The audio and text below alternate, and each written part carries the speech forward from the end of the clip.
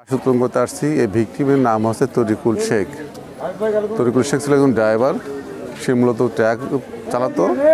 গত ইংরেজি 14/12/24 তারিখে, তারা 13 তারিখে গিয়েছিল মোংলাতে মাল নিয়ে গেছিলো। ওখানে আনলোড করে ওখানে পুনরায় আবার মাল লোড করে যাচ্ছিল পঞ্চগড় যাওয়ার পথে তার সাথে ছিল তার একজন হেল্পার। ছিল, তার নাম হচ্ছে আলামিনের বাড়ি হচ্ছে খোকসাতে। আলামিন মূলত মোংলা থেকে ড্রাইভ করে আসছিল। আসার পথে ঝিনেদা থেকে তাদের ভাষ্য মতে ঝিনেদা থেকে তারা খাওয়া দাওয়ার পরে মূল ড্রাইভার তরিকুল শেখ ড্রাইভ করতে থাকে আর আলামিন পিছনে ঘুমাইতে থাকে। কুষ্টিয়া বাইপাসে আসার পরে এখানে তাদের উভয়ের ভিতরে আলামিনের যে ভাষ্য, যেটা আপনার হেল্পার যে তাকে মারছে, তার ভাষ্য অনুযায়ী তাকে বলছে যে আমি গাঁজা কিনতে বলছিলাম, গাঁজা কিনছিস কিনা। তখন আমি বলছি যে আমি গাঁজা কিনি নাই। তখন তাদের বিতর্ক। প্রথমত হেল্পারকে সে একটা বাড়ি মারে স্ক্রুড্রাইভার দিয়ে। এই সময় সেই যে হেল্পার ছিল রাগের মাথায় সেইটা গিরিশ গান থাকে আপনার ট্র্যাকের ভিতরে, সেই গিরিশ গান দিয়ে এই ড্রাইভারকে মাথায় আঘাত করলে ড্রাইভার ওখানে সেন্সলেস হয়ে যায় এবং রক্তপাত হয়। পরে ওই হেল্পার ওইখানে ট্র্যাকটা আপনার মাইল ফলকের সাথে ঠেকায় দিয়ে, এটা জগতের সুগার মিলের ওখানে ঠেকায় দিয়ে সে এটা নাটক করে ওখানে আছে যে ড্রাইভার এসে পড়ে যে নাটক সাজায় যে এটা সে অ্যাক্সিডেন্ট হয়ে তার ড্রাইভার মারা গেছে। এইভাবে সে তার যারা মালিক আছে, ট্র্যাকের মালিক, তাদেরকে খবর দেয় যে ট্র্যাক অ্যাক্সিডেন্ট হয়েছে, ড্রাইভার মারা গেছে। তারপর সেটা নাটক সাজাই এক পর্যায়ে সেই ওই অ্যাক্সিডেন্ট বলেই ওই লাশটা দাফন হয়ে যায়, বিনা ময়না তদন্তে দাফন হয়ে যায়। পরবর্তীতে 2 দিন পরে তো 16 তারিখে জানা যায় যে আসলে এটা নাটক সাজাইছে, মূলত ওই হেল্পার একে আঘাত করে তার মৃত্যু ঘটাইছে। যার প্রেক্ষিতে এটা মামলা হয়েছে। মামলা যেহেতু এটা পোস্টমর্টম ছাড়া লাশ দাফন হয়েছিল, আজকে আমরা বিজ্ঞ আদালতের আদেশে আমাদের নির্বাহী ম্যাজিস্ট্রেট স্যার সহ এখানে এসেছি। যেহেতু এটা লাশ মার্ডার মামলা, এটা হত্যা মামলা মূলত লাশের পোস্টমর্টম রিপোর্ট ছাড়া আসলে এটা আছে যে তদন্ত কার্যক্রম সম্ভব হয় না। যার কারণে আজকে এই লাশ উত্তোলন করে আমরা পোস্টমর্টম করে এটা রিপোর্টে আমরা সংগ্রহ করব। এই জন্য আজকে লাশ উত্তোলন করা।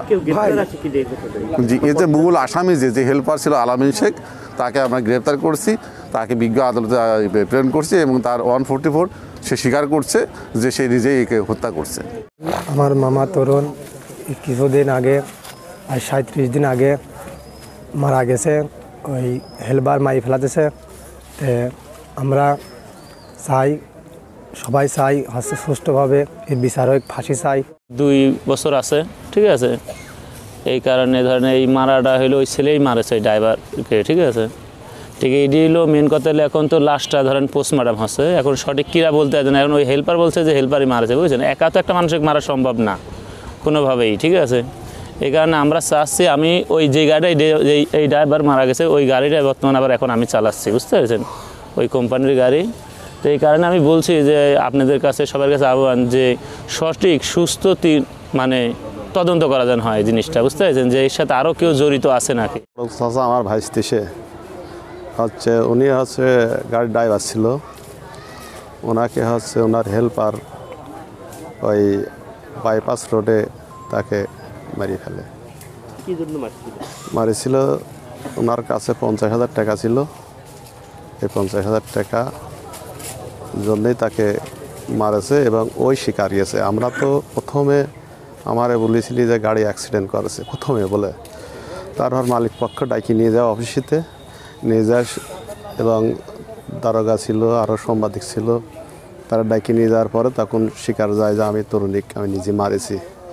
তো বললি তুমি কী জন্য মারিছো? বলি আমি 12,000 টাকা চাইছিলাম তরুণ ভাইয়ের কাছে, তরুণ ভাই আমাকে দিছিল না, তো সেই জন্যই আমি তাকে হঠাৎ করে একটা বাড়ি মারার পর সে পড়ে যাওয়ার পরে সে মারা যায়। কুষ্টিয়া শহরের বাইপাস সড়কে সড়ক দুর্ঘটনার জন্য ভিকটিম যে আছে, ভিকটিমের চাচা আদালতে মামলা করেছিল। সেই মামলার রায়ের ভিত্তিতে এখানে লাশটা উত্তোলন করা হয়েছে। প্রাথমিকভাবে এখানে লাশের কী কন্ডিশন সেটা দেখা হয়েছে। এরপরে লাশটা মর্গে যাবে, সেখান থেকে ডক্টরের রিপোর্টের মাধ্যমে বোঝা যাবে প্রকৃত কারণ কী ছিল।